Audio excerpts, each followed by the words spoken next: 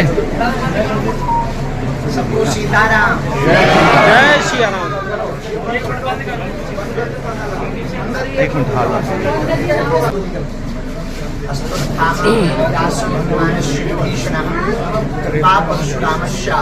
सप्तैते चिरजीविनः माता रामो मत् पिता रामचंद्रः स्वामी रामो मत् सखा रामचंद्रः सर्वस्वं में रामचंद्रो दयालु नान्यम जाने नहीं जाने ना जाने। बागेश्वर धाम की जय। आज पंचकुला की इस धरती में जहाँ भगवती आद्य शक्ति मां मनसा देवी विराजमान है, नाडा साहब का वह दरबार जहाँ गुरु नानक देव जी ने अपनी बैठक लगाई थी, उस स्थान पर हम जाकर के प्रणाम करके आए। भगवती मां मनसा देवी को भी प्रणाम करके आए हैं।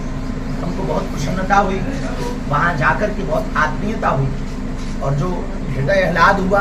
पंचकुला की भक्ति, श्रद्धा, निष्ठा, विश्वास, सनातन के प्रति सकारात्मकता, हिंदुत्व के प्रति उबाल और हिंदुत्व के प्रति जागरूकता, यहाँ के युवाओं में जोश, जोश के साथ हौस के साथ राष्ट्र राम के प्रति समर्पण, उसको देख करके मन हमारा बहुत प्रसन्नचित है। निश्चित रूप से हरियाणा की इस पंचकुला की पावन भूमि से आने वाले कालांतर में हिंदू राष्ट्र का ध्वज फहराएगा। आज की यह प्रेस वार्ता के पीछे दो रहस्य थे। एक तो आप लोगों से हम मिल पाते, एक ये कारण था। इसी में दूसरा कारण, कालांतर में 7 नवंबर से 10 दिनों तक हम दिल्ली से वृंदावन तक पदयात्रा करने वाले हैं।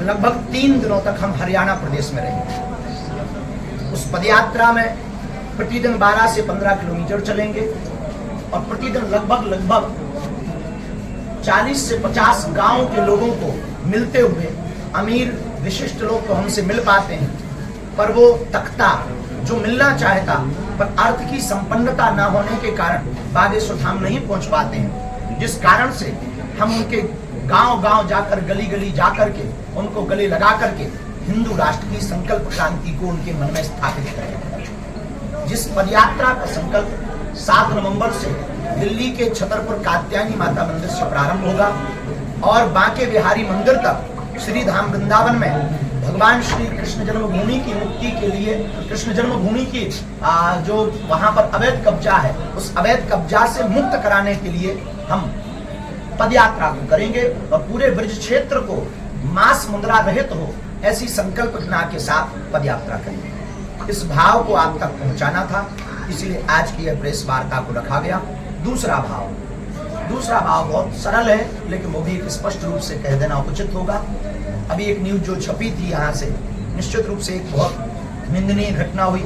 एक ही परिवार के 7 लोगों ने अपने शरीर को छोड़ा। आगे भविष्य में इन्वेस्टिगेशन में और रहस्य भी खुलेंगे, जिसमें आत्महत्या प्रथमदर्शिता पुलिस प्रशासन के द्वारा कही गई है और वो एक हृदय विदारक घटना है।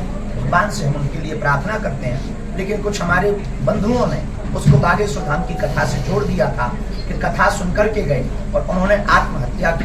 बल्कि सच ये है जो पुलिस ने भी बताया और इन्वेस्टिगेशन में भी आया और सीसीटीवी फुटेज में आया कि वो कथा में आए ही नहीं है लोकेशन के अनुसार, क्योंकि जिस दिन वो यह घटना हुई उस दिन कथा 7:20 पर स्टार्ट हुई। इसका लाइव वीडियो यूट्यूब पर डला हुआ है और वह घटना का जो सीसीटीवी जब कार जो कैप्च हुई है कैमरे में, वो 6:40 पर।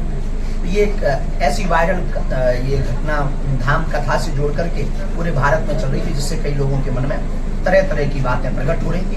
तो हमारा स्पष्टीकरण इस पर ये है कि इस प्रकार की अस्पष्ट वार्ता को प्रसारित न किया जाए, ताकि हिंदुत्व की विचारधारा को ठेस ना पहुंचे, सनातन को ठेस ना पहुंचे और बागेश्वर धाम के श्रद्धालुओं की आस्था पर ठेस ना पहुंचे।